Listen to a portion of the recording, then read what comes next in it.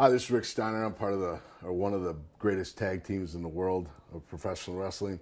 I'm getting ready to do an interview with Great North Wrestling. So growing up, were you a wrestling fan? Not really. My brother and I wrestled, did the amateur stuff, but the professional thing, I never got really interested in it until after I was ready to graduate from college. Was amateur wrestling your main sport? Pretty much. Growing up in Michigan, cold. There was football, there was baseball, but wrestling, I wasn't good at either one of those. My brother was a little better at football, but wrestling was the main sport. And so we did that year round, and we got pretty good at it. So we just stuck with it, and we were successful with it.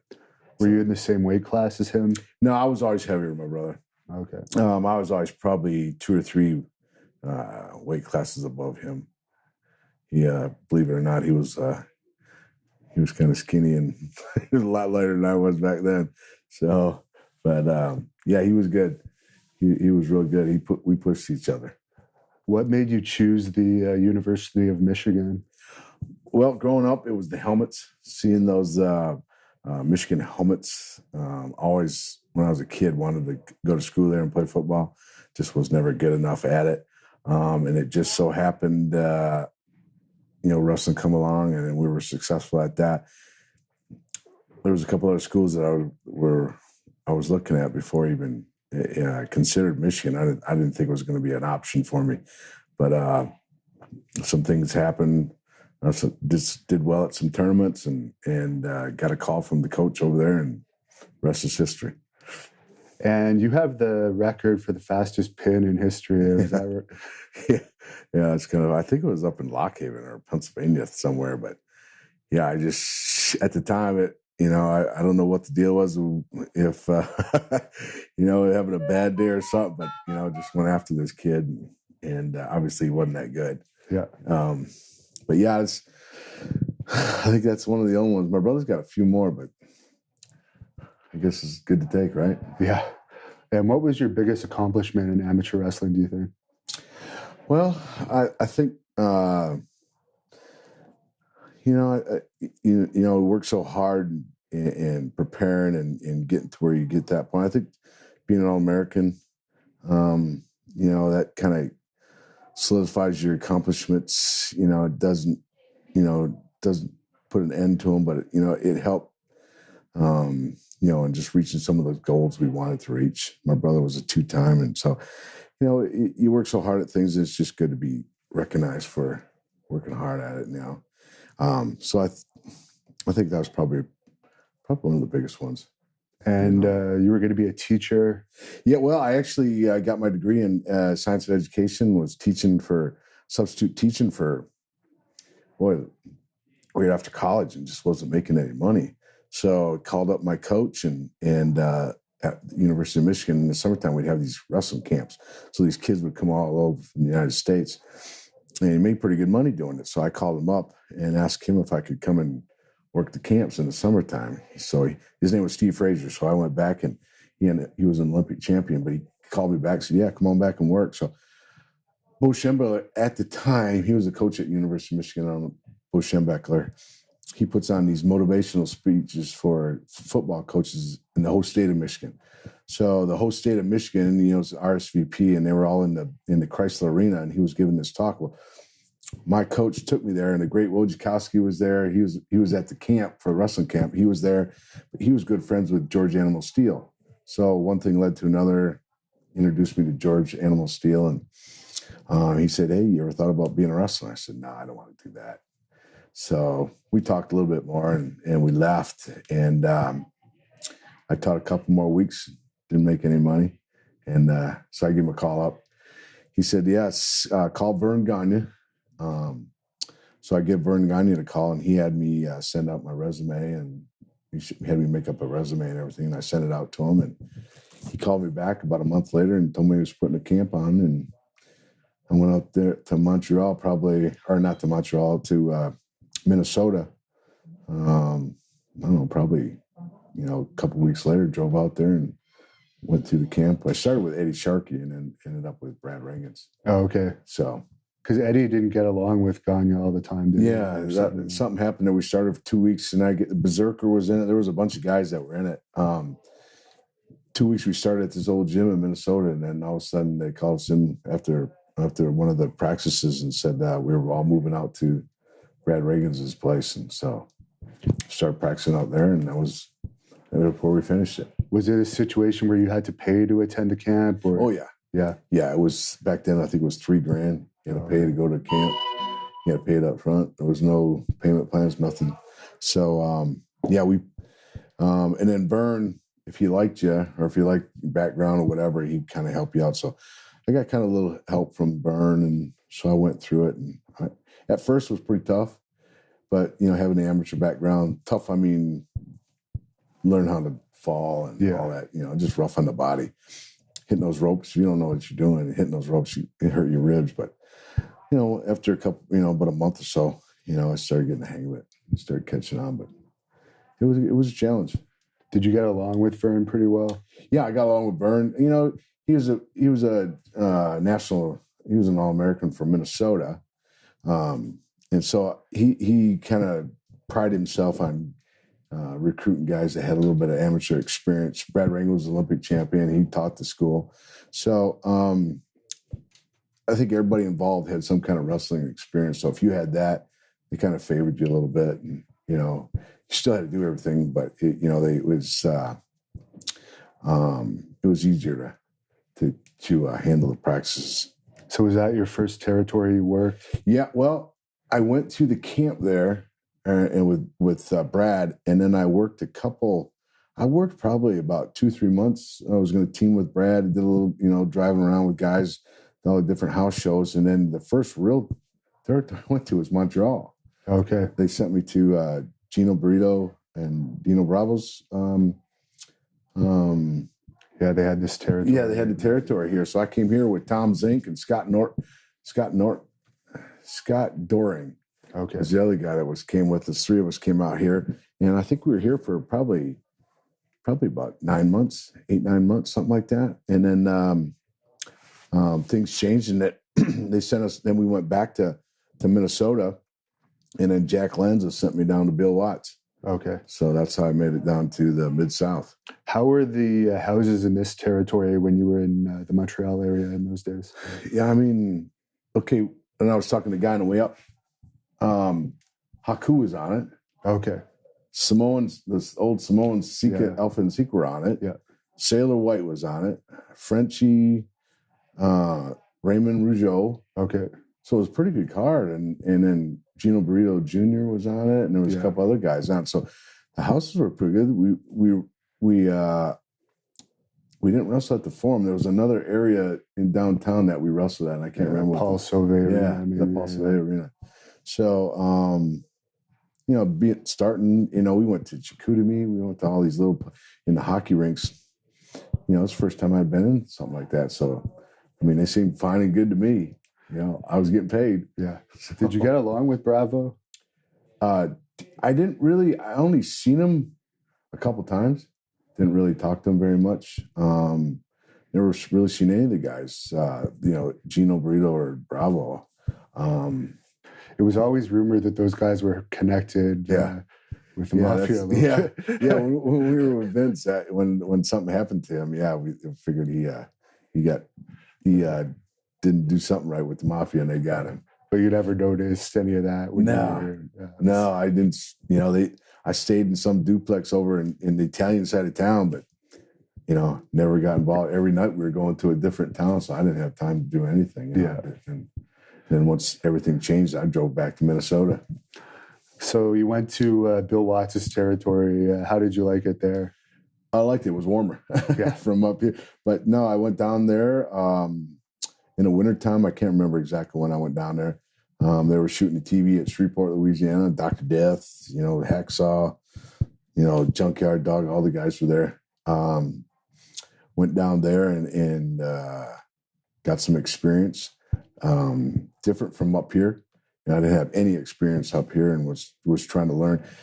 Back then, you had to learn that psychology, and it was tough. It took me 2-3 years to catch on. So, I really didn't catch. I was probably with Bill Watts for probably, I'd say a year or two. And then he sold out the Dusty Rhodes and the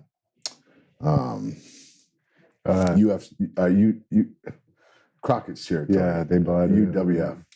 So they bought it out. So I went from one, then went to the other one, Sting and I, and that's when I started catching on. Did you get along with Bill Watts? Oh yeah, yeah. Yeah, I got along with Bill. He was great to me. He's another one. He liked the amateur guys. He had Dr. Death and all those guys in there. So he kind of prided himself on, being an Oklahoma boy. He prided himself on having some wrestling experience. Yeah. He liked to push the envelope a little bit. But yeah, I got along with him great. There was always the rumor that he was racist, even though he pushed a lot of black athletes. Did you ever notice anything like that? You know what? I never noticed. Even when I was with him in the Mid-South, Junkyard Dog, he put him on top and pushed the crap out of him. And as long as I knew Bill, if he could make money with you, he used you. There was never that, that personal vendetta for anyone. If he could make money with you, he was going to make money with you. And I think there was a few. I mean, Shell. Birdman was down there. We had half the roster was down there.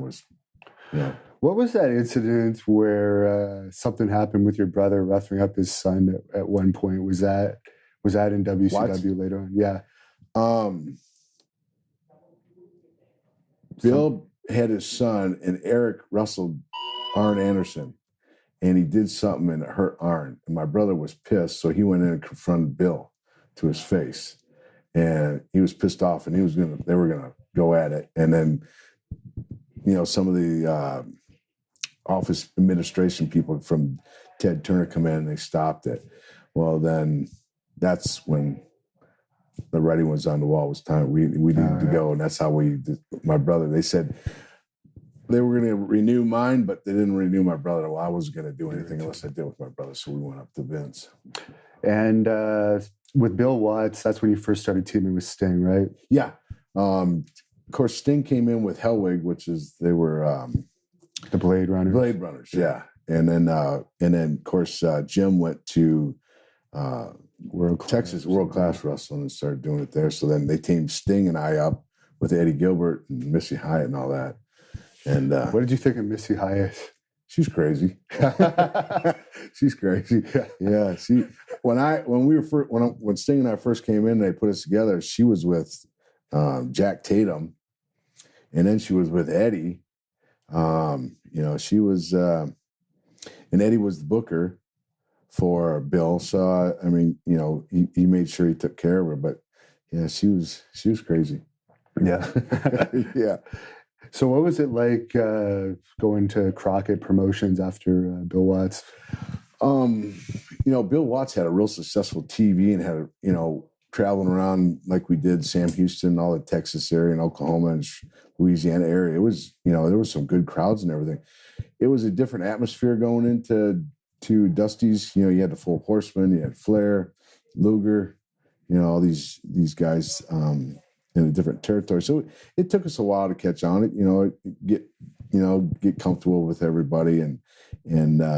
But after being there for, I don't know, I think we were there about 6 months, Sting got his shot to wrestle Flair. And then I started doing some stuff with the Varsity Club, and things just started to take off and started to work. Did you like Dusty as a booker? Yeah, Dusty, he was creative, and that's another thing.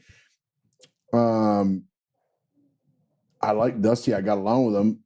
I didn't know anything about booking, so you kind of just take a guy's what he's doing, and hopefully it works. And everything was successful. Kevin Sullivan, you had the Full Horseman. He had all this success around you. You couldn't really knock what he did or didn't do. So I didn't know any different. So I just whatever he came up with sounded good to me. I did it. How did you like being a heel with the Varsity Club? Because you were usually a face before. Yeah. Right? You know what? I find it so much easier to be a heel. You just kind of, stick at the guys, be mean to them, so it was easier for me. I'd rather be a heel than babyface anyway. You gotta shake hands and kiss babies and stuff like that and babyface, but and that's fine too. It's so much easier to be a heel and just tell everybody to kiss off, and do your thing. So, and it was in the varsity club, shoot with Kevin Sullivan and Mike. Shoot, it was easy with those guys. Shoot, Kevin Sullivan's he's a real heel. Yeah. So it was easy. And my brother, as you can tell, he's a lot better heel than he was. But all those years we were good guys. Shit, he was a lot better as a heel. How did he end up getting into the mix in WCW? We were just coming off with Dusty. We did the Varsity Club, and then something happened there, and we were going to bring Doc in and do some other things. Well, then Crockett sold the company and went to Turner, and we were already doing our TVs there at the Tech Studios there, so it wasn't that much of a different transition. But we all had to move to Atlanta. Well, it was easier just to move to Atlanta, so we moved to Atlanta, and everybody was settling in. Dusty was getting things going as a booker, a new company, knew everything, and meeting all the the Turner people and TNT and Turner Home Network. And once that started to settle down and everything, Dusty said, well, maybe this is a good time to bring your brother in. So he brought my brother in down to Tech Studios there and did a TV, and things went well. And that was the start of it. And you guys were known for having very physical matches with the enhancement talent back in those days.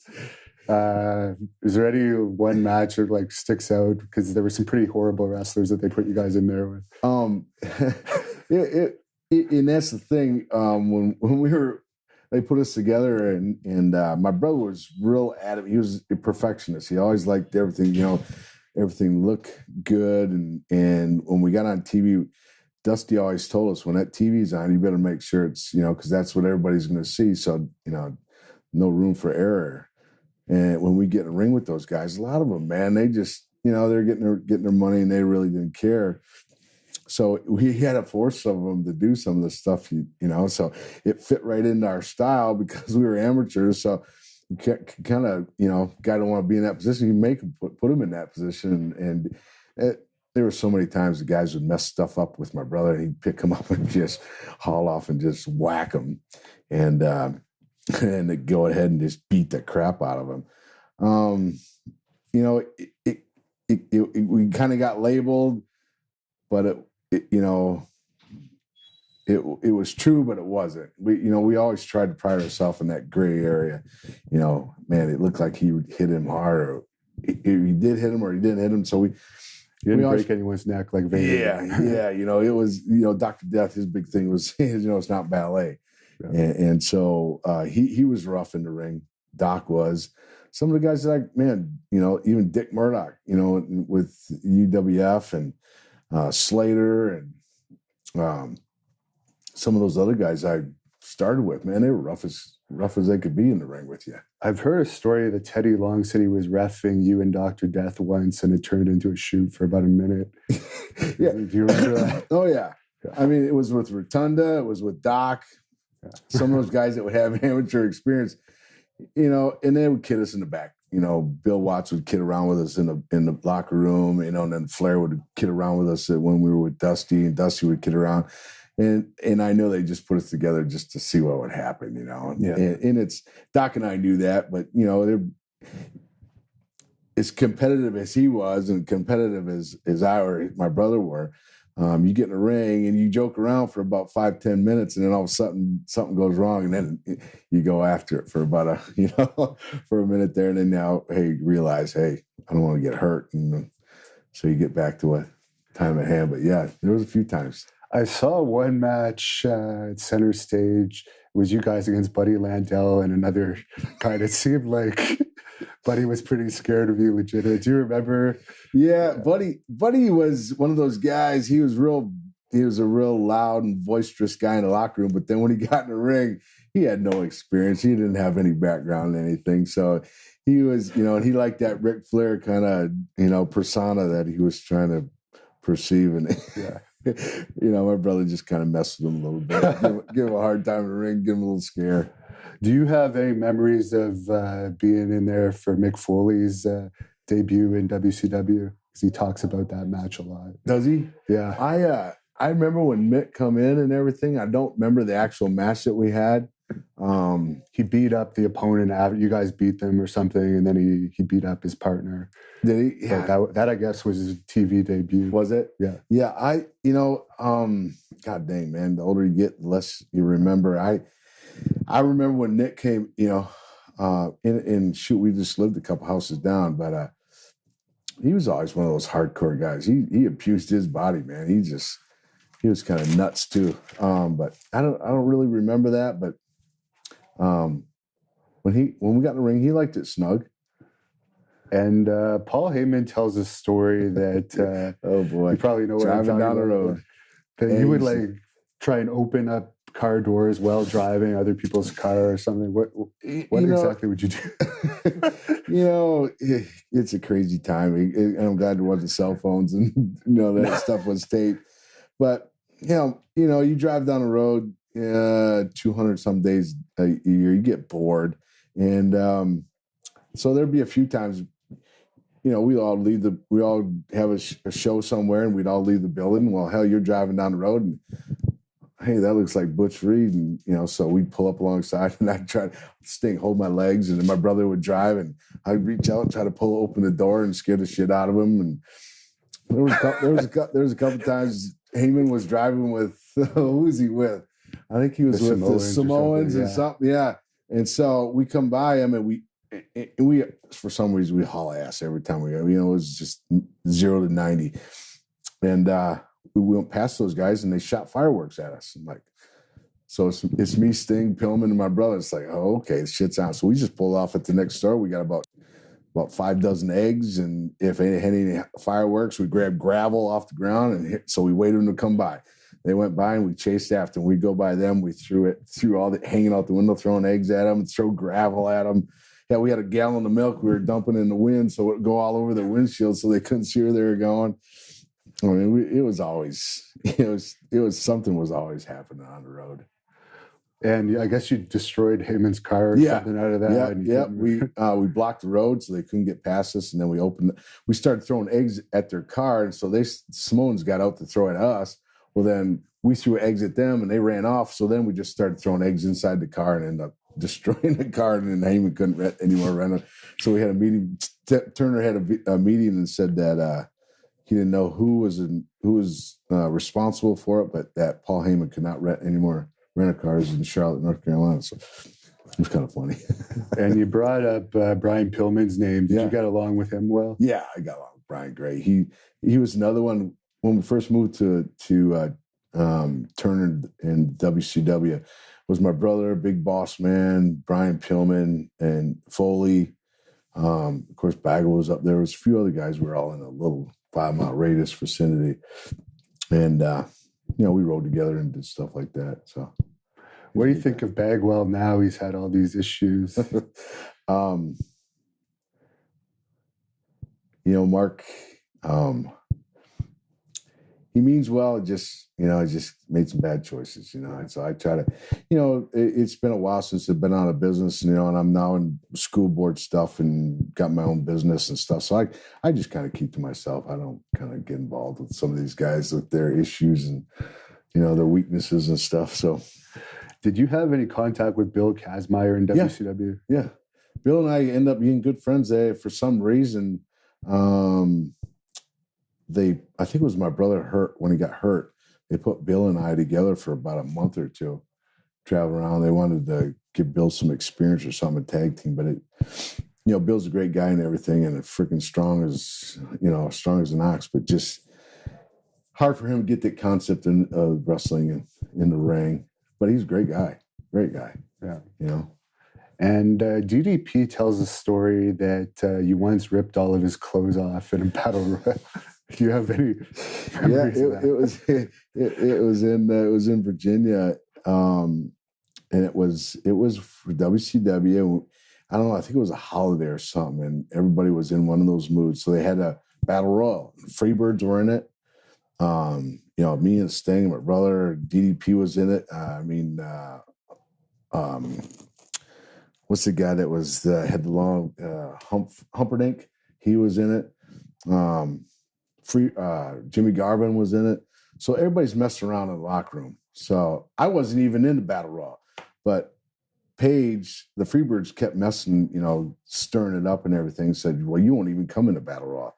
You're not even in it. You ain't going to do anything anyway. Well, Paige is the manager, So anyway, I wasn't even in the battle royal. Grizz was off doing something he was one of the agents on the deal. And so I see my chance. So battle royal is going on. I just hit the ring and I started wrestling around with the Freebirds and doing stuff. And then I had Michael Hayes down. He goes, get Paige, don't get me, get Paige. So I got up, went over, got Paige, took him down. It's just, I don't know why or what, but just started ripping his shirt off. And he had these rip away pants, freaking ripped his pants off. I pulled his, ripped his, unlaced his shoes and ripped his shoes off. And I was trying to take everything else he had off. He was in the corner trying to hide. Everybody else had left the ring. It was just us in the ring. I ended up getting in trouble for it, but it was a freaking blast. And I heard that someone tried to throw him a shirt or something too, and you took the shirt.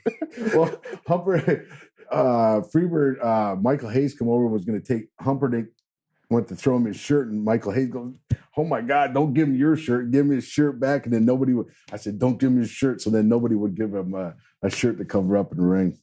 Yeah, it was funny. What do you think about all of his success that he's had despite not being the most talented in the ring? Well, I guess you make your own breaks, and he was friends with Eric.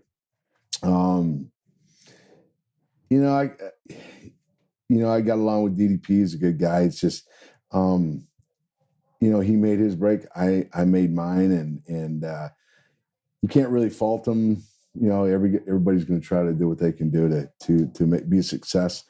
And he had to do what he had to do. He had Kimberly, and and he knew the boss, and I guess he trying to say it in a nice way, but I mean, I think he did the best he could for what he had. And do you ever do any of his yoga videos? No, like that? No, hell no. I don't need no stinking yoga. Did you guys have any problems with Flair in those early WCW days, or did those come later? I never really had a problem with anybody, really. I know my brother, he had some issues, probably, I think it was in like 94, 95. And they were thinking about putting a belt on my brother back then. Flair was getting ready to do something or something. So Flair my brother had a singles match with Flair in Gainesville. And then Flair went back and said my brother wasn't ready. So that pissed my brother off, being a perfectionist that he is. And I mean, who's to say who's any, everybody gets their chance and their time, my brother was qualified. It was a bad situation, him saying something, because he had the ear of the bosses and era and of Dusty and Kevin Sullivan. And it left a bad taste in my brother's mouth. He was pissed. And when did you guys start going to New Japan? 91 is, I went over with Watts in 88 or 89 with Dr. Death and a couple other guys. And then first time with WCW, I think it was in like 91. Eric at the time had this vision of working with the Japanese team or Japanese company, and being with Turner, he wanted to be a worldwide company. So making a business deal with the Japanese office was one of his goals, and he ended up doing it. It worked out great. It worked out great for us. Just so happened that Japanese style fit us perfect. That amateur type, and Japanese loved it. So it worked out great for us. What was your favorite match in New Japan over the years that you guys have had? I think it was with Hase and man, there's been a bunch, but the one in Tokyo Dome, when there was, I think they had the Tokyo Dome sold out. I think it was about 6,000. I think it was Hase and Kinski, and we wrestled for the belts there. It was kind of a big deal for us. And how the business is business and everything else, but for being in a foreign country and then being in front of that many people, and just the style of Japan, they don't yell and scream. They're not emotional like we are over here. And actually them standing up and clapping, and it was a pretty, I felt, a sense of accomplishment, I guess, after the match, because I was over in a brand new, I was over in a new country. I was over in a new environment, new surroundings, and the people appreciated the match and the work that we did. And so it was pretty cool to be a part of that. It was something nobody ever did. They had never done anything like that before. So it was cool for us. How do the fans treat you guys over there? You're such legends. Well, over there, they're honorable people, and they just, back then, you know, it was sumo wrestling was number one, and then, you know, wrestling was big with Inoki, and yeah, they treated us like kings. It was great, you know, paid us great money and treated us like kings when we went over there. It was just hard getting used to that food, but you know. Did you get along well personally with Inoki? Inoki is one of those. He was a business guy, and he was very cordial to us and nice, but never really had any, you know, one-on-one dealings with him. You know, he was the boss. He was the top guy, and he had his other guys underneath that took care of things. So Vader was over there a lot those days too. Yeah. Did you get along well with Vader? yeah, you know, Vader. We had an understanding. Vader and I. See, Vader broke in with Brad Reagan's at that camp, and I helped Brad break him in. He was a football player from Colorado. He got a little squirrely there a couple times at the wrestling school, and we ended up. Brad and him wrestled, and he ended up breaking down the couple walls where the restrooms were at. I mean, we tore some stuff up. He get a little, you know, he's a big boy. You start throwing him. Brad was, you know, Olympic champion. You don't mess with him. He freaking threw him through some walls, and he wore him out. So it just so happened he come into the business, and he was big over in Japan, and you know, we were at WCW, and I had already had that encounter with him back at.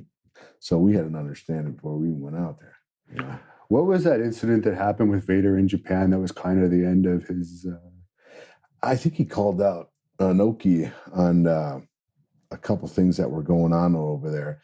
And over there in Japan, it's not only is it, you know, it's kind of like, I think there was some under things going on. And I think Vader went a little too far. And I think somebody other than Inoki kind of yanked his chain and stopped his deal. Yeah. Yeah. He kind of, you know, I think he got comfortable, and then he took, I think he took things in his own hands he shouldn't have never even thought about doing. He did it.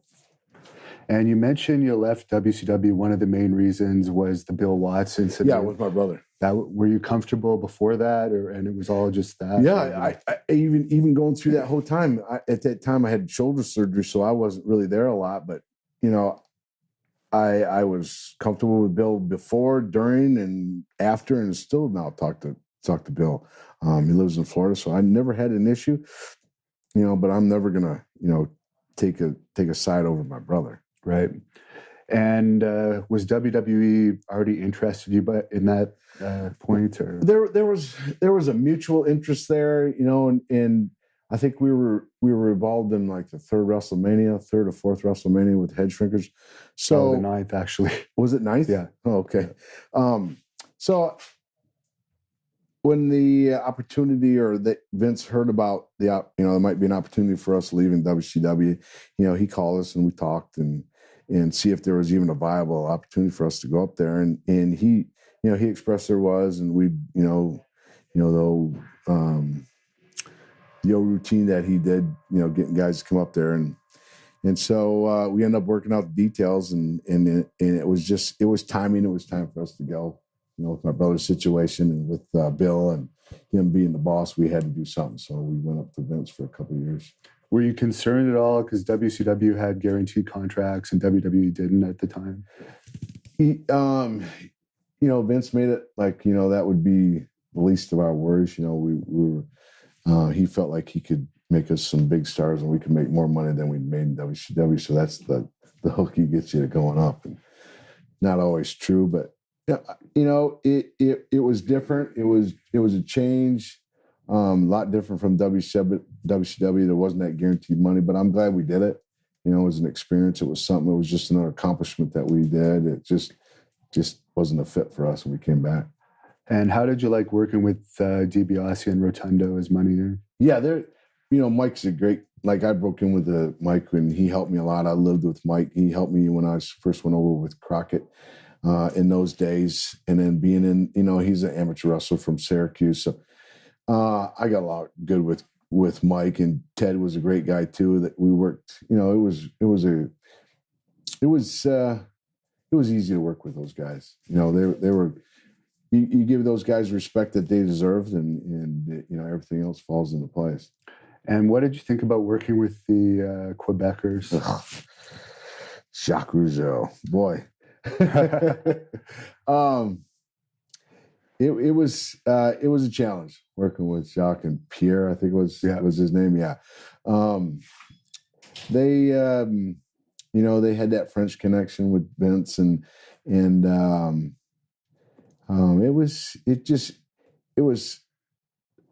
for me personally, I just didn't feel the match. I don't think they flowed the way they should have. I don't think they were smooth and crisp, and I don't think it was at times pulling teeth with working with those guys. So there was some incident that Jacques has talked about that he supposedly threw an apple at you guys after you tied up a midget wrestler or something in a cafeteria. Do you have any recollection? No, I don't know. I don't know anything about that. I mean, we were always pranksters. I hung around Kurt Hennig and Rick Rude, boss man. And I don't know if you know Kurt Hennig, but that's all he was a prankster. Yeah, constantly playing. Yeah, constantly. And then you hang out with the Nasty Boys. So it was always prankster. Anytime we get there and it was, time to whatever, it was pulling pranks on everybody and anybody. So I probably did it. I just don't remember it. And Jacques also said a story, but actually we talked to both Jacques and Carl, who was Pierre, and they both said two different versions of this story. But supposedly you slashed Ludwig Borga's tires or something and tried to blame it on the Quebecers to Borga, and it caused some type of confrontation between Jacques and Borga that Borga backed down from. Did he? Yeah. They blame, I think Pierre said that you guys slashed their tires, and Jacques said that you guys slashed Borga's tires. So they had their stories a little confused, but there was tire slashing involved, and apparently the heat was trying to be made between them and Borga, and it was a prank on your part. It was a prank on our part. Yeah. God dang, I wish I could remember. That sounds like a great story. I just don't remember it. There was always something. I mean, it was tires, it was batteries, it was anything and everything was fair game back in that day, But basically, you guys were just joking around. And everything seriously. Was a joke. Yeah, man, it was just life's too short to have to, get pissed off. But you don't remember Jacques ever confront you? There's no Apple incident where he would have thrown an apple at you guys. I don't remember. Okay. What about Shawn Michaels? He was in there back then. Did you have any dealings with him? You know what? Shawn was actually with Bill Watts when I first started over there with Sting. I always got along with Shawn. I didn't have no issues. And then when my brother and I got in there, he kind of gave us a little, he gave us some pointers and stuff. Shawn and Kevin Nash were good friends. So there was a story there because when we were in WWF, we were in Nova Scotia doing a show, and then Shawn was looking for a bodyguard. So Vince came into the locker room and knew that I was good friends with Kevin. So he asked me, he said, "You think Kevin would be interested in coming in up there?" I said, "I don't know. Why don't we call him?" He goes, "You got his number?" I said, "Yeah, I'm good friends with him." So we actually called Kevin on the phone right there. I said, "Kevin, hey, I'm sitting with Vince. He's interested. Are you able to get out of your contract? Do you have any contract with W?" He goes, "No, I don't." He thought I was kidding with him, joking around. I said, "Well, just hang on a minute." So then I put Vince on the phone. And Vince, they talked their deal out, and then next thing I know, 2 weeks later, Kevin comes up as Diesel. So and then so that and then Kevin was Shawn's bodyguard. So then, Kevin is, we're Detroit boys, and he's godfather of my kid, my oldest son. So there was just that little that little circle there of, Sean tried to help us and do what he could. He liked Kevin. And so we kind of saw a little inner thing there. Right. So you helped them out. There was Yeah. So do you have any memories of your shots you did for Smoky Mountain before you left? I remember doing a match with Bobby Eaton and the Midnight Express, and they had, what was the black guy that was, he was their manager, and maybe it was the Freebirds. But anyway, we had that Arnold, our dog, and it was a couple matches we did. Well, we'd bring him in the ring. Well, come to find out, Michael Hayes is scared of dogs, and so is this black manager. I can't remember his name, Ricky something. So anyway, shoot, as soon as we got wind of that, so when we come in the ring, Michael Hayes and everybody would get out of the ring. Well, heck, when he got out, we got out with the dog, and then I chased Michael Hayes all over the arena. 2 weeks later, Bobby Eaton, and he had this black manager. I think his name's Rick something. But anyway, he got in the ring. He didn't know anything was gonna happen. I'd set it up with Bobby Eaton already. So when we come in the ring with the dog, Bobby Eaton just leaves right away. Well, then he's standing there looking at me, and I got the dog, so I let the dog go. He jumps up on the top of the ring post so he can get away. Well, the dog's trying to nip at his feet, so he ends up falling off that top post ring there. And I grab the dog. He falls down and takes off. And like, what the? I let the dog go again, and he ran up the stands, up the stairs, all the way back to the thing. I ended up getting the dog. I got out of the ring and chased after him. Called Arnold, get back. Arnold came back.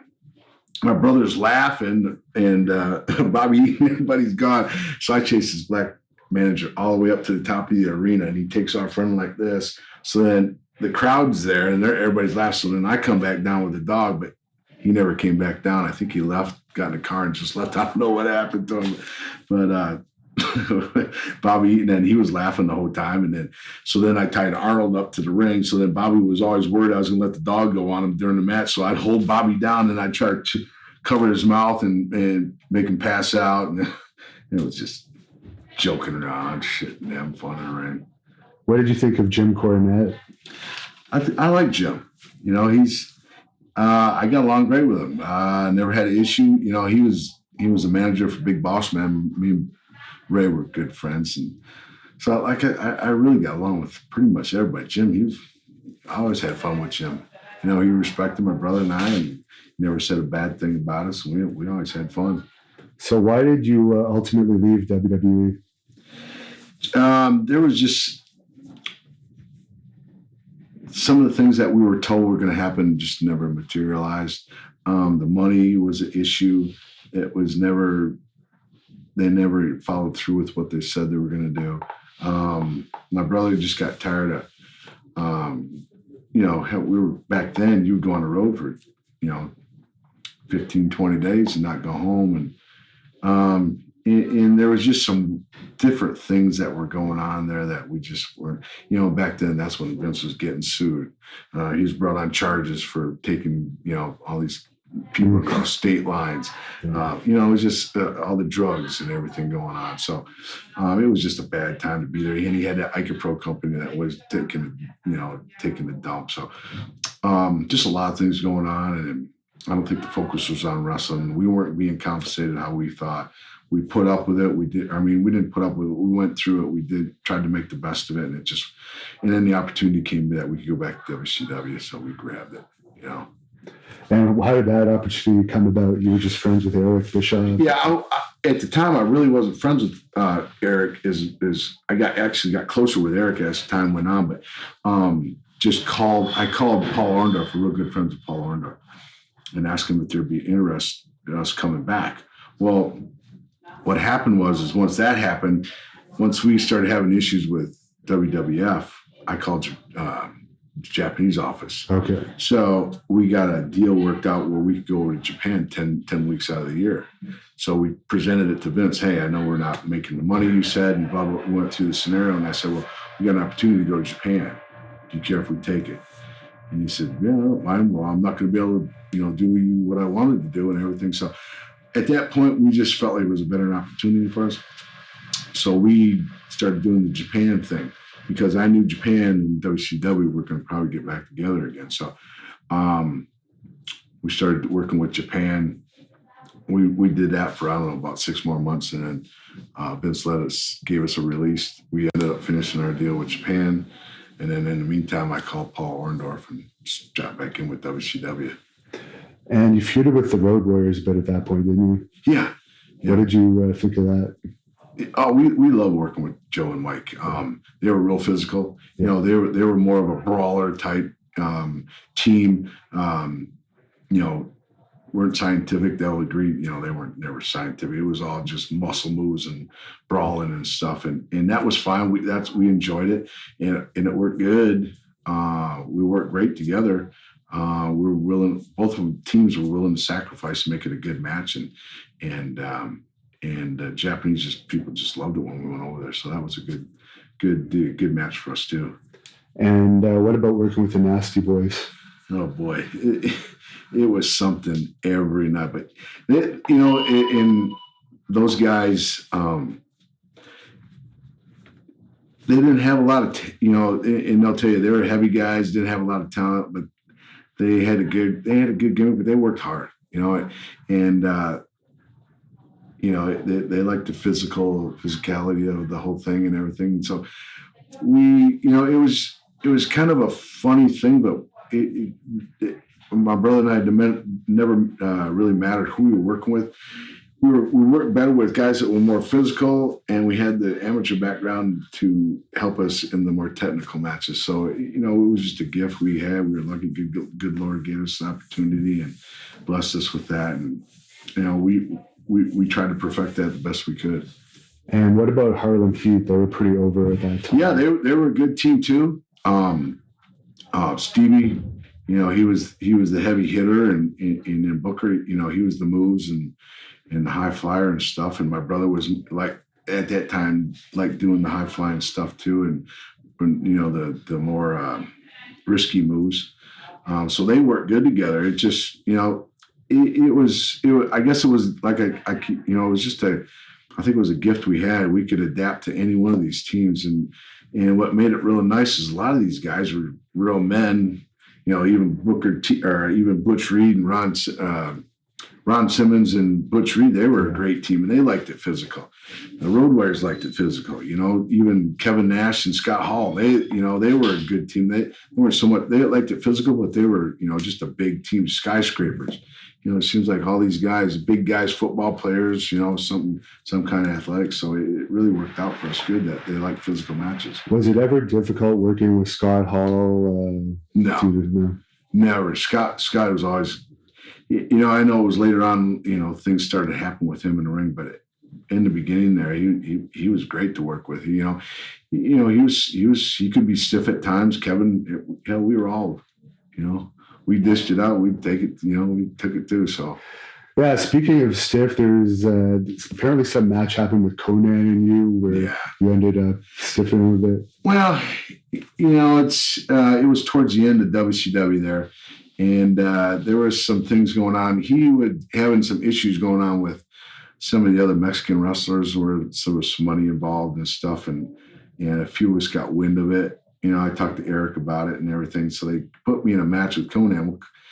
Conan, he'd get a little stiff on you too. Well, I don't know if I was just got up on the wrong side of the bed that day, but I went out there and had some stuff. He got a little stiff, and I just turned the amateur switch on and roughed him up a little bit. And, you know, I guess he didn't like it too much, but what shit happens, you know. Was there any repercussions for that by WCW? No, I mean, you know, truth be told, Kevin Sullivan was the booker back then. He told me to go up there. Was a couple of guys, you know, he said, hey, man, do what you do best out there with these guys. So. And you had to work with Tank Abbott a bit, who wasn't really a wrestler. What did you think of working with him? He had a little bit of attitude when he came in, you know, the UFC type attitude, and you know, him and I had a thing in South Carolina we had going on. I don't know if you ever seen that fist fight we had down there in South Carolina. It's somebody put it on internet or on. So it was in WCW. Yeah. Okay. Yeah, he was in the crowd and he was making fun of the guys, and so So Kevin Sullivan got me and said, go down there and get into it with him. So he paid for a ticket and tried to yeah. So I went down. It's actually on the tape. Somebody sent it out over. I don't know if it was on Twitter or something, but sent me a notification on Twitter, and it actually has the sequence of stuff coming down. I was just in street clothes. Said, go down there and give him a heart. I said, all right, I'll go down there. So we went down. We threw a few punches, and cops escorted him out. And it kind of led up to then Eric started talking to him, and then he brought him back in, and then he brought us in and said, hey, you don't have a problem working with each other. I said, I don't have a problem working. I'll work. Whatever we got to do. So they actually put us together for a little bit, a couple of matches, and then they put him with some of the other guys. I wasn't around him long. I think he only came in for like 6 months. He had an attitude, but he didn't bother me, so I just, I didn't pay any attention to him. But, he liked to play the king of the hill attitude. But there were so many guys in that, at WCW. I mean, you got Haku, man. You don't mess with that guy, Would you say he's like the toughest wrestler of that era? Back in the day, I could give you a handful. I mean, you got Haku. I've been in LA and some of those things. I've been in St. Louis, and that thing he does, it really works. I mean, we were sitting at a bar, me and Kurt Hennig in St. Louis, and these Marines come in. And they were just joking. They were drinking. By the end of the night, one of them come over and said, what are you guys hanging out with? He thought he was black. And I said, well, he ain't black. And I if I was you, I would. He goes, well, we're Marines. We'll do whatever the hell we want. And I said, well, not tonight. I said, it's going to be a bad night. You guys do something with him. And who the hell, So it just kept going worse, downhill. And then finally, a couple went over and started messing with Haku. And it was freaking kick, and up in the throat. And 4 or 5 of them were laying, and the rest of them were looking. And, it was me and Kurt and Rude. And Rude took a couple guys out. And it was over before it even got started. But I'd say Haku, you got Hawk. He had that, you got Dr. Death. Even what's his name? Billy Gunn, Bart. He had that. He was a lefty, man. He heavy hand, man. He knocked some guys out cold. But and people say Rick Rude too, as you just mentioned. Yeah, Rick. He was, just a story with him. We were I was in Montgomery, Alabama, and we were doing a thing for a hunting show. It was Kurt Hennig, Rick Rude, me, Boss Man, and Steve Austin. So we went into this country bar, and then we were there with a couple country singers, and so they were giving a show on that night when there was a bunch of cops off duty there. Well, this one wanted to arm wrestle Kurt Hennig. Well, Kurt Hennig can't arm wrestle anybody. So Kurt says, well, I'll do it for $500. So he started making a big deal and drawing attention. And they were drinking. He said, I'll take you out for $500. And so the cop comes over, and now we got 4 or 5 cops in Montgomery, Alabama. What the hell are you doing, Kurt? He said, no, don't worry about it, man. I got it, And so Rude is off in the corner. He's just sitting there, and he'd always just sip his beer, just 2 fingers, he'd just sip his beer. Well, Rude's a world championship arm wrestler, him and Scott Norton. So this guy says, I'll do it $500. You got your cash. Of course, Kurt had his cash money out and made that guy put his cash money on the table. He goes in front of everybody. He goes, wait a minute. I'll make it $1,000. The guy goes, blow.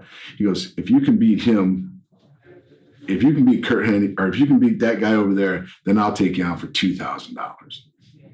Well, the 5 of us know what the hell's going on. He's setting this guy up because Rick Rude's freaking world champion arm wrestles. So they get this big, everybody clears out. We got this table in the middle of this bar. This concert stops, and Rude gets up there like he just doesn't want to be there. He puts his arm up there. The guy, trying to maul his hand, trying to get a good arm position. They get ready. The $1,000 is here. This cop, big old burly guy, get ready. Boom. The guy goes like this. His buddy's over there. He's in uniform. They put the hands on it. They're ready to break him down. Rude goes, bam, smashes his hand down.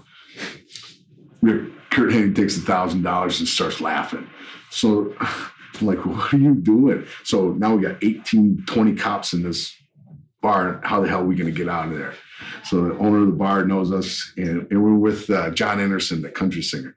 He takes us out the back door, called a couple of his buddies. We got in cars and we took off. Never went back. But it was just stuff like, took $1,000 cop money and he never arm wrestled anybody. Yeah.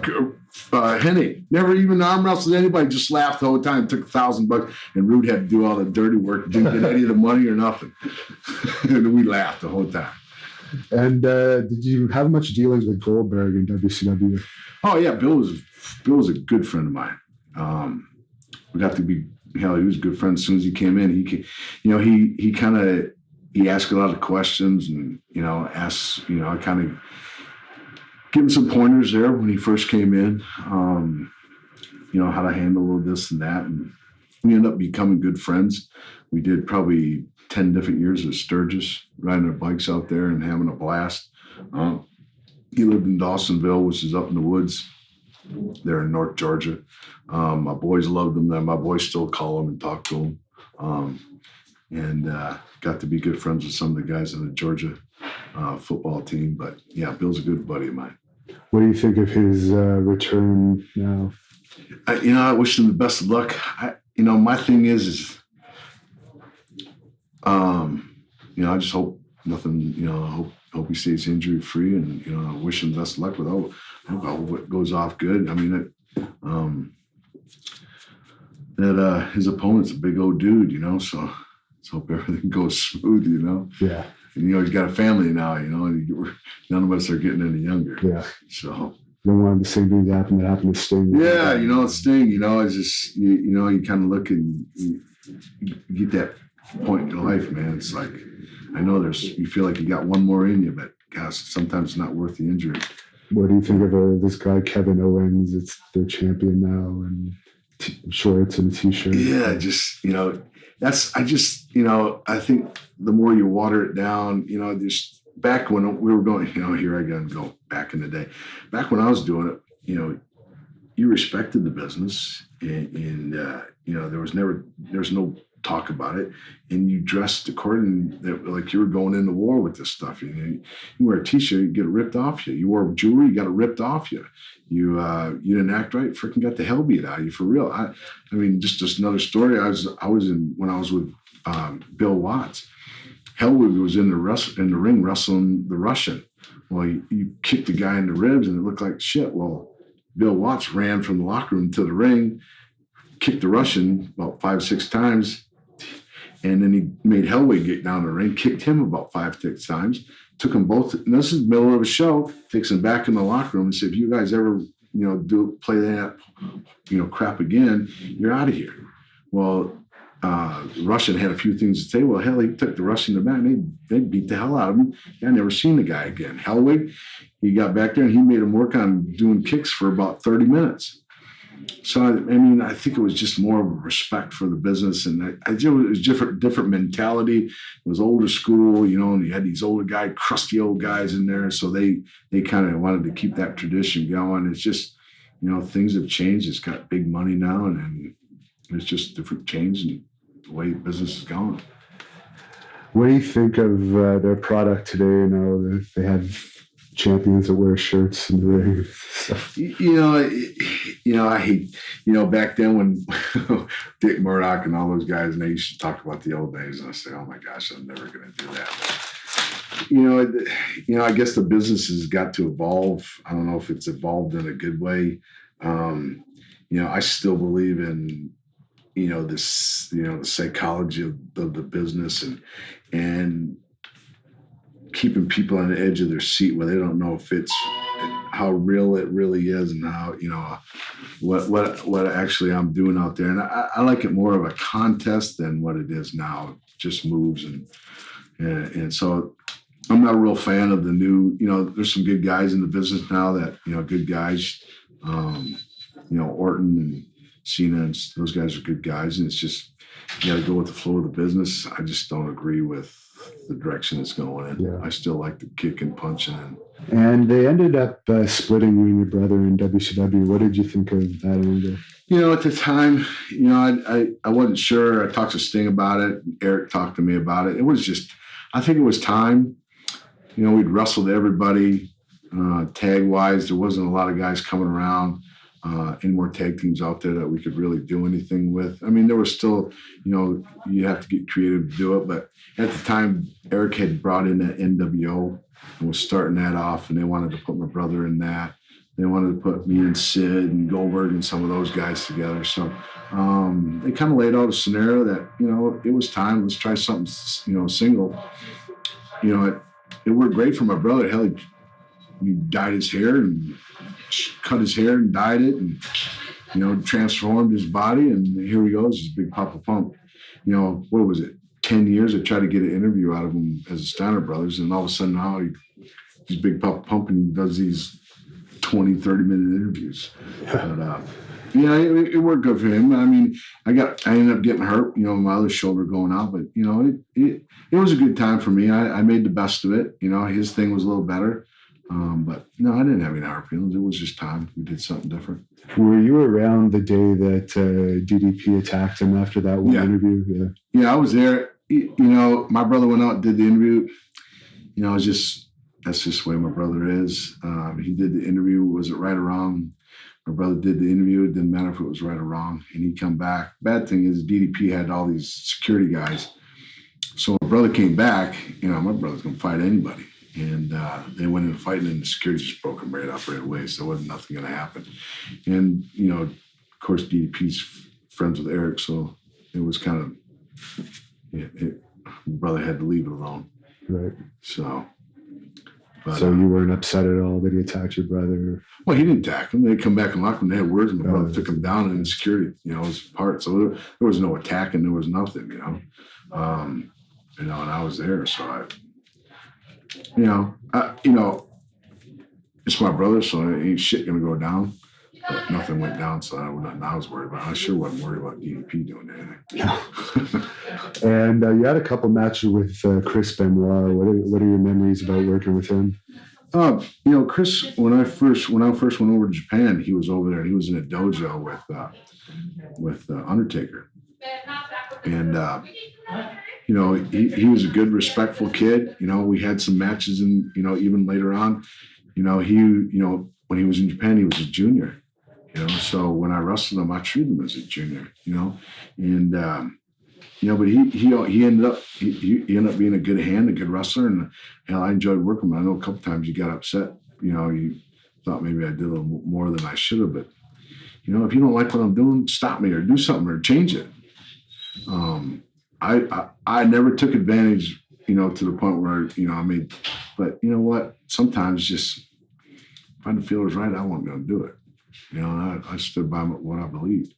So, were you surprised about what happened with him? Yeah, all those years, a guy, and you and I talking, shoot, women get you pissed off. I could see, doing something with your wife, you get pissed off and get mad at her.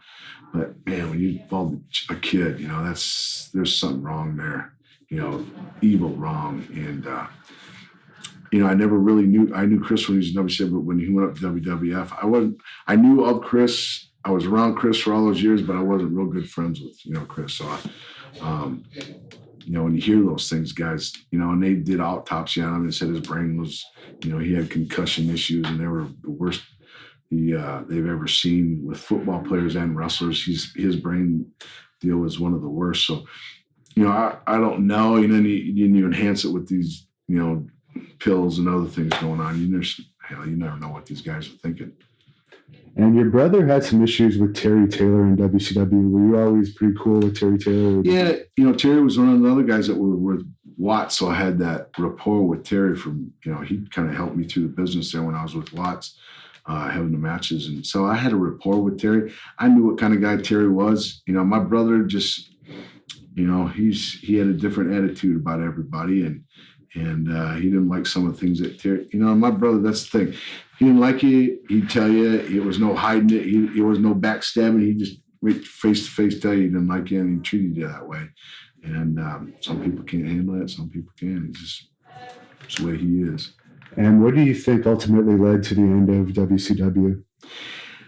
I believe, my thought, and it just got the guys, I think, were allowed to get out of hand with, first of all, the money just got crazy. There was guys were coming up with contracts, and if anybody else came in got more money than they did, then their contract went.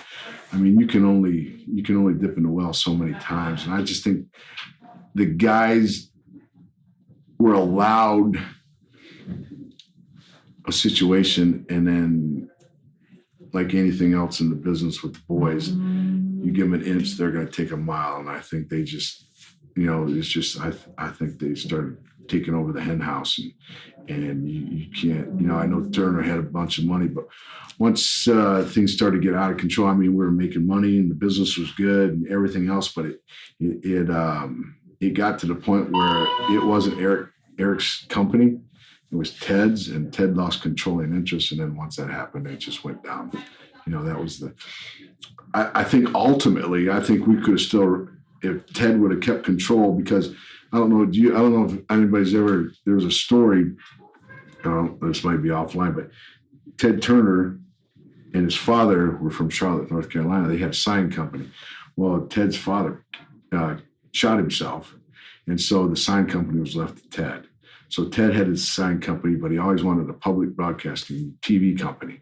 Well, he bought one in Charlotte, and he went on the air one day and said, if everybody will send me $1, I can keep the show going. Well, Crockett seen that interview, so Crockett approached him about putting wrestling on his show to draw revenue and do advertising. Well, match made in heaven. We're doing TV shows on Ted Turner's TV. Well, then Ted takes it to the next level and goes to Atlanta and starts the Weather Channel and CNN. Well, the Crockett's got to a point where they got out of control with the money and everything and had to sell. Well, Ted bought it. He came back and bought it. And when he bought it, he brought us in and said, you guys helped me out at the time. I'll always stand by wrestling no matter what. I signed your checks. You never got to worry about, there'll always be wrestling as long as I'm here and in control. So that was kind of the backdrop for going to WCW. But the problem is when you get a board and you get other people, they didn't understand the business. And then, in 2000, he lost controlling interest. And then, that was the beginning of the end. And did you still have time left on your contract? Yeah, my brother and I still had a year left on our contract. So, we were finished in 2001. Yeah. I did like 3 years of Japan wrestling, and then my brother went up to Vince and had another run with that. And, it would have been nice to get another 3 years. Mandalay Bay was supposed to be the one that was supposed to come in and buy it. I don't know the particulars or anything, but it just never came to fruition. So, and you ended up spending some time in TNA. Yeah, then my brother went down, and Terry was down there, and Eric. Well, before Eric was down there, Jeff Jarrett was down there, and then Sting went down there, and ended up asking me if I wanted to come down and do another tag with Dudley Boys. So I went down there and did a 6-month deal with that. And, that's when I knew I was getting close, because, man, I did a thing off the rope, and I missed that table off the top rope, and I missed that table by about an inch. And I landed goofy, and, instead of taking about a week or two to heal, it took about 6 weeks to heal. And I said, man, I got to do something else. And Ken Shamrock was in TNA for a bit. Yeah. Did you ever do anything with him? No, I never got a chance to do anything with Ken. He was there for a short time, and never really had a chance to have a match with him or do anything. I know in the middle of WCW in '95, I know we were thinking about doing a movie came out about having shoot fights in a parking lot. I'm trying to think of the name of the movie. I can't remember it, but I talked to Eric about getting, like a core group of guys and start something like that, and talk to him about doing that, but it never came to fruition, and I never really had any dealings with him, any matches or anything. Are you surprised it looks like TNA's pretty much in shambles now and is going out of when I went there, it's it takes more than just having money to, and I know, her father has a lot of money, the owner of TNA. But you got to have a person that's committed and a good mind and a mind for this business, to make it work. And Vince he's been lucky, and he's been fortunate to have some of those people. Now it's been questionable sometimes. Sometimes you think about it, but yeah, it takes Dixie. You can't just run that thing and hope for the best. You got to know what you're doing. Did you talk to her at all when you were there? No, not much. It was Terry Taylor and Stang and a couple guys but I never had, I never talked to her much. I just did my thing. And do you think that Billy Corgan really could have saved the company? No, not ever. And you spent a small amount of time in ECW. Do you have any memories of that? Yeah, that's when Heyman still had it. And my brother and I had, I think we were up there. We had a few matches up there.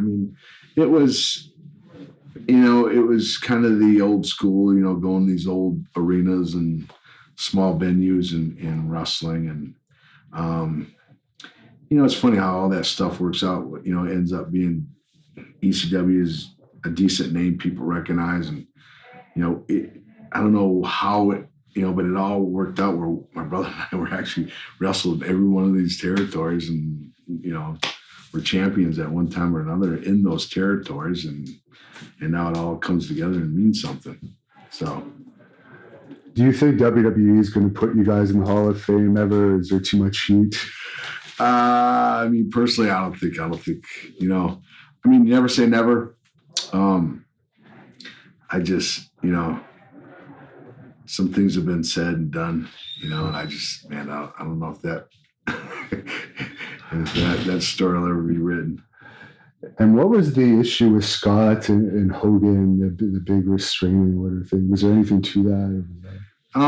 Yeah, it was. The thing got carried away on Twitter, and my brother, like I said, my brother just isn't going to ever back down from anybody, and he doesn't like Hogan to begin with, and he doesn't like Flair, and, so my brother likes you, you're good. If you don't like you, he don't care. He'll just do whatever he can. And, my brother's been pretty successful and is with his money and everything. So money's never an issue for him. So when Hogan made some comments and stuff about the TNA and being down there and all that, my brother just let him have it. And then there was some things being said, and my brother brought up some stuff that was pretty personal. It was true, but they didn't want it to come out. So and then, of course, I don't know, I wasn't there. They said he said something to Hogan's new wife or new girlfriend or something. I wasn't there. I didn't see any of it, but I know Hogan. I know the legality issues of it. Yet he did. There was a couple lawyers hired, and there was some stuff taken out. But my brother ain't backing down from nobody, nothing, So. And it turns out everything he said about TNA has been proven true. Everything, I think that's the funny, my brother, he says it, and it is kind of raw and, off whatever it is, but it's always true, or it always comes true. And so it's, it's not this fictitious stuff that he made. Everything that he validates or says comes true or is true. And sometimes people just don't like hearing it. I think that's what the heart that people have. And he's like the only one that'll say something. Everybody's worried about, oh, don't do that. You'll lose this, or you won't be in the Hall of Fame. My brother don't care. Yeah. He'll just say what he wants to say. And he operates a restaurant now too, or something like that. Yeah, he owns the Shillings franchise down in Georgia, and he's got one in Florida and a couple in Georgia. Do you want to start 2 or 3 in Georgia? So, good friends with the franchisee with the Shoney's Corporation there. And so he's doing well. And you're in real estate now? I do residential and commercial real estate in Georgia. And I started that back in 95 with Boss Man, Kurt Hennig, and Rick Rude. We were buying houses and doing flips and renting them. And, of course, all those guys died. But that's where I really got my start. And then in 2000, I think it was 2002 or 3, I just had my license and doing it myself, and I reactivated it again and went with the company, and I've just been doing it ever since. And for your fans that want to follow you, do you have any social media or anything that they could? I got a Twitter, and it's I think it's Rick Steiner. it's just, I mean, you can spend hours and hours on that stuff, keeping up with it. But, I got a Facebook and I got a Twitter and LinkedIn and all that. And I'll check it once a day with some of the stuff, but don't really get into it much, like some of the, follow it and blog and everything. I just don't have time to do it, man. I got a business run. And the thing about real estate, if you don't work, you don't get paid. So I'm huffing it every day. Yeah, is there any message you want to say to your fans that might watch this video before we close out here? For the fans of the people out there, I respected the business, and I always wanted people to know that my brother and I treated everything as respectful as we could, and we always tried to operate in that gray area. So the psychology, you didn't know whether we hit him as hard as we could or as light as we could, and we were stiff. Yeah, that's just part of it. We got a name for being like that, but it was I think better for the business. But I just appreciate y'all sticking by us and watching, and it was a great ride. It was a great time. I get to wrestle my brother. It's an amazing thing to do. Travel the roads for 18 years with me and Lex and Sting. Got to have some good friends in the business, and I enjoyed every minute. Who'd ever thought, being an amateur in college, and then all of a sudden professional comes along, and then wrestling comes along, and then all of a sudden NWA starts, and it's one of the hottest things going ever. And I just feel fortunate. I was in a great time where I actually got a chance to be where the territories and work with that and learn back then the psychology, and then be involved with, with all the different territories. That was great. And then just being in the business when money was great. And so it's just a fortune, and I enjoyed every minute of it. All right. Well, thanks a lot for talking to us, and good luck tonight in your match. Thank you. I'm going to need it. Thank you for watching the Hannibal TV.